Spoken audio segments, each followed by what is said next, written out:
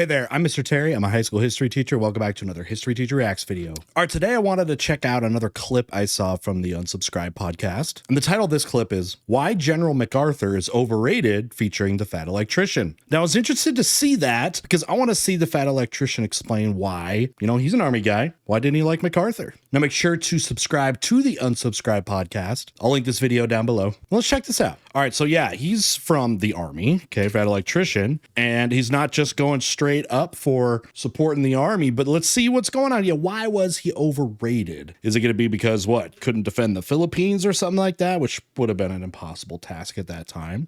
Let's see what's going on. I really am interested to hear and learn from what he has to say. General MacArthur is the most overrated general in the history of America by a factor that's not even quantifiable. It's ridiculous how much I don't like this guy. Now, you think so much about, the generals of the past. You got your Civil War generals. If you want to talk about any of them, if you want to go back that far, and if you count Confederate soldiers or generals, you go Lee, you could go Grant, you got Eisenhower, you could go Patton. You want to go, more recently with like the Gulf Wars or something. But okay. And how bad of a general he actually was. So General MacArthur is in the Philippines when the Japanese initiate World War II on America, right? Yes. And General MacArthur gets an order to abandon the Philippines. Right. So PT boat operatives, I don't know how much you know about PT boats, literally like wooden fucking speedboats come in and pick him up in the middle of the night and fucking whisk him away to safety while he abandons all of his men to die and face a Bataan death march alone. Now, the thing was supposed to be that he didn't want to do that was his order straight from FDR, that the Philippines, they were going to lose the island. It was so far away from any kind of resupply. And remember, this was after Pearl Harbor. The American Navy was damaged so bad at Pearl Harbor that the closest stuff they had to even reinforce was so far away. And you're talking about thousands upon thousands of Japanese troops descending on the Philippines because if you didn't know, outside of Pearl Harbor, there was invasions of a bunch of places within that time period. So there was the idea, at least coming from like FDR and command, was they had to give up the Philippines, at least temporarily. The problem, of course, was, and he's talking about here, is that they wouldn't have been able to save everybody there. And then, yeah, it unfortunately leads to the Bataan Death March. But yeah, let's keep going. I don't know how much you know about the Bataan Death. People like being in theater and then your leader just like, peace, bye. I know that. Fucking figure it out. My lieutenant colonel quit. Yeah. Go on. At least the story, So, it was he didn't want to. Not very encouraging. So he just abandons his men. And the counter argument to that is like, well, he was ordered by the president to abandon his men. Now, personally, I'm against that. I'm like a big, like captain goes down with the ship kind of guy. Like I don't know this for sure, but I like to think I would ignore that order. I feel like a lot of other historic people that I look up to would have also ignored that fucking order, but he didn't. Who do you think in American history would have been amongst those guys he's referring to that, and here would be a question too. So you think the right thing have been for MacArthur to say, I'll help get all these troops out that I can, but I'm going to stay with the ones that we can't get out, or is he going to be like, no, we're all staying, even though it's orders and going to go to, they would have all died. They would have all died. It'd be a Bataan Death March times a lot more. Order of reality. Anyway. I don't get to choose morality. Maybe he values following orders over doing the right thing. And maybe that is the right thing. I don't know. But MacArthur wanted reinforcements to the Korean War. Right. And he gets orders to fucking stand by. So if you don't know much about the Korean War, like the North Koreans attack the South Koreans, almost take over the entire peninsula. Right. The Americans show up, beat the North Koreans back, secure South Korea. Right. And went way further. They went all the way up almost to the Chinese border. But then the Chinese come in and support the North Koreans, push things back to 38th parallel, back to pretty much where it was. Now, remember, the UN had split Korea like they did with so many Axis-powered things, and the Chinese, Soviets were going to support the North. The story about splitting up everything. MacArthur is ordered to fucking, chill. I'm gonna negotiate a peace treaty between North and South Korea. That's what the president told MacArthur to do. MacArthur is just like, nope, fuck it. I'm going to order all of the American forces to advance forward into North Korea, try to take over the entire peninsula, get within 40 miles of China's border. Yeah, they were right there. China is backing the North Koreans because they're all communist. And then China attacks, understandably so. Like, imagine if Brazil decided to try to take over all of South America and then they stormed up Mexico and got within 40 miles of Texas. Like, America would understandably respond, right? Yeah. Seems reasonable. Utterly fucking predictable, some would say. And they attack. It ends up getting a bunch of Marines surrounded by communist forces, gets a bunch of fucking people killed, and then he literally just ignored orders because he thought he was going to be the guy that like made the decision to fucking defeat communism out of nowhere. Sure. Well, okay, so yeah, MacArthur after this is going to be fired by President Truman. Truman, of course, takes over from FDR.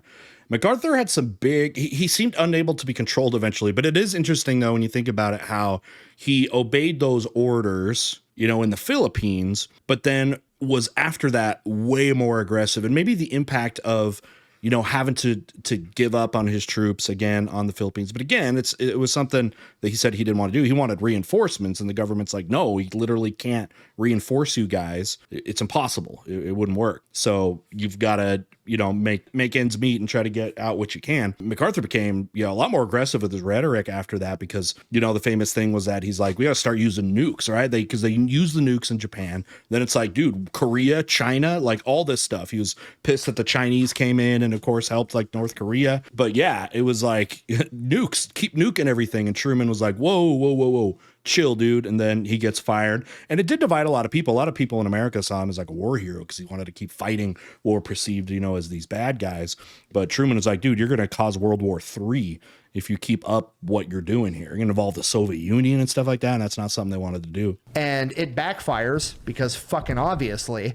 And then he never takes any heat for it, right? So then it kind of just sets a tone of like, okay, well, he's willing to follow orders when it saves his own ass, but he's also willing to disobey orders when he thinks it's going to get him glory and honor. I just wonder if backfires the entire. Like I said, I wonder if the effect of what happened on Philippines changed his mindset going forward. And I don't like MacArthur, and neither do most World War II veterans, and neither does fucking anybody else that kind of like a lot of the American population did though. Guy, and yeah. They accepted a really cool sword, though. But it's a lot easier to support a military leader when you're not having to actually fight there. The Korean War was so horrific. It was, you know, it gets forgotten. It's called like a forgotten war so much in American history. But when you look at how short, you know, it was as far as the involvement goes, and look at how destructive and how deadly it was for Americans, people forget in a lot of ways it's deadlier than World War II is going to be when you look at, you know, scaling the scenario there. Cut to a compilation of him smoking his corncob pipe on camera because he refused to do anything without a camera present. Well, people fucking narcissist. Died. He absolutely Probably wanted to narcissist. Yeah. That dude, which I know a lot of. It's like the stereotypical boomer thing. It's like, we should have just let MacArthur nuke Korea. God damn it. Which, no, you know, because controversial. I talked to my grandparents, or my grandpa was in Korea. Pause. Fucking what happened to your last? You ever notice that? So these guys, the theme of Unsubscribe, it's always very laid back, right? They got all their drinks, they all just kind of get drunk, they're eating snacks and stuff. But like none of them can sit still. They're always like getting up, moving around, you know. Why am I wearing my? Relax. I almost said a name. I need to get. I want to get on this show. Then you can leave. Yes, Jeffrey Dahmer. I wasn't going to mention any guns. I need to get on here. You know, there are 3 of them be off fun. the top of my head that I can name right now who have the exact same pair of glasses. Love them. Love one of them. Micah Bayfield? He's got Well, he's the serial killer vibes. No, I could not pull those off. Grandpa, who was in Korea, fucking hates MacArthur. most World War II veterans and Korean veterans hate MacArthur. Yeah, well, and I was talking to my grandparents. Well, it seems like it could be for various reasons, though. It'd be like abandoning troops, but then also like pushing them into battle too far. Yeah, so my grandpa, who was in Korea, and his wife, my grandma, and like at the time, Scandalous. Yeah, your grandparents were married. Good God. Go on. Don't you ever say that word about grandma ever again, buddy. But have you seen my glasses? Eli will be in my freezer soon enough. Well, you know, know what they're Dahmer only talking killed about right any gay men. I'm gonna Like be in I his said, freezer. you're going to be in his I like their set. Their set's pretty hated cool. at the time. They like called him crazy and shit. And he wanted to fucking nuke North Korea. And they were like, hey, maybe no. Yeah. That's when Truman pulled the plug. But you were saying the boomers wanted to nuke Korea? Well, it's kind of the Well, stereotype. remember at this time too, this is a time where United States does not have the monopoly on atomic weapons anymore. Okay, the Russians get theirs in 1949. Korean War starting a few years in mid early 50s, and that was the hysteria. The Cold War is kind of starting. Definitely, there was a side to the use of the atomic bombs, which was to intimidate the Soviet Union, and that was very good to be able to do that and have that kind of leverage for 4 years or whatever. But then once they got the atomic bomb, all of that was off, and all of a sudden it became this thing where you can't act so threatening because your enemy has the same bombs now, right? So that idea of like, hey, all right, let's keep pushing and like use atomic bombs, but you can't be using atomic bombs when you don't have the monopoly anymore, because then you get into mutually assured destruction and that kind of thing. Modern day, it's kind of a boomerism of we should have let MacArthur fucking Like we just need to turn the Middle East to glass. Yeah, that sort of thing is what I was getting at. It's like MacArthur has all the negative qualities of Patton and none of the upsides, in my opinion. Well, Patton was the same thing though, with like, pushing in and he would do these invasions and engage in these battles without permission as well. He would do the same thing. I mean, a big difference though was the success, right? He was taking over like Italian cities before he even got the orders to do it and keeping up that momentum. Maybe it's just a difference in success, because obviously in Korea it ends up being incredibly deadly for the Americans there and far less success. Yeah. He has all agree. the character flaws and none of the benefits. When you watch the motion graphic display of, we're good, push, Goes down, and then goes you up. watch China. Now China comes in. China, player 3 enters the battle. Well, that's the other This thing. was a big deal, by the way, for China. This is where China had to fight off the Japanese, but now you're talking about the American military, and you see them going in there. By the way, the whole Korean War thing was supposed to be a very different thing than what it was, because it's post-UN, right? And it was supposed to be UN forces.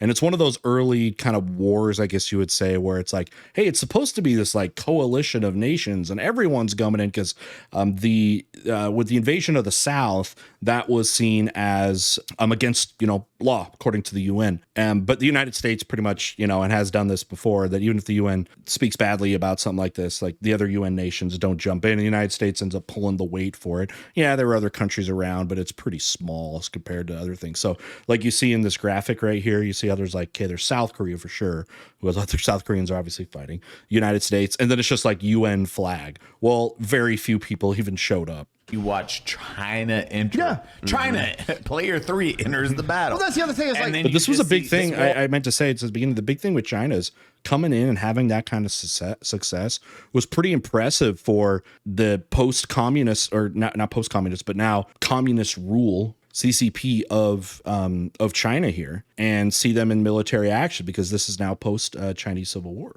Arm.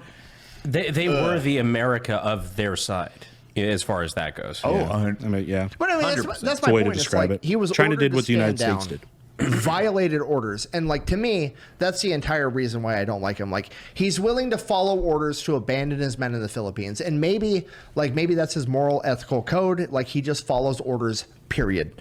And like, if that's it, like, I don't know if I like it, but like, I can kind of respect it if he's just a dude that like, If he's consistent. I follow orders, period. No. And like, He wasn't- if yeah, he's 'cause he super wasn't ultra consistent. consistent with it, I can maybe kind of respect it. But then Korean War happens, and he's like, It wasn't good "Fuck enough it. for Nuremberg. I'm violating orders to get glory." And it's like, okay, so you're not just a dude that follows orders. You're literally just a dude that picks whatever the fuck he wants to do that benefits him the most, putting other people at risk the entire time. And that's exactly what it is. And it's like, what did you think was going to happen when you knew that China was backing North Korea, and you were like, I'm going to take over the entire fucking Korean peninsula? And Well, because you feel like you have that that fail safe, like the fail safe now of warfare was supposed to be nuclear weapons. And maybe he actually thought it would be like a viable option, but it was taken off the table very quickly. And Truman understood this too. For as aggressive as he feels Truman was, because he's the one who technically orders the use of the atomic bombs. But even with Truman, he's like, MacArthur, you're going way too far on this. And again, fires him. Soldiers directly on China's border and expect them to do nothing. Like the most predictable shit on the planet. Like if I tell Eli, hey, I hate you and I'm going to murder you and your family.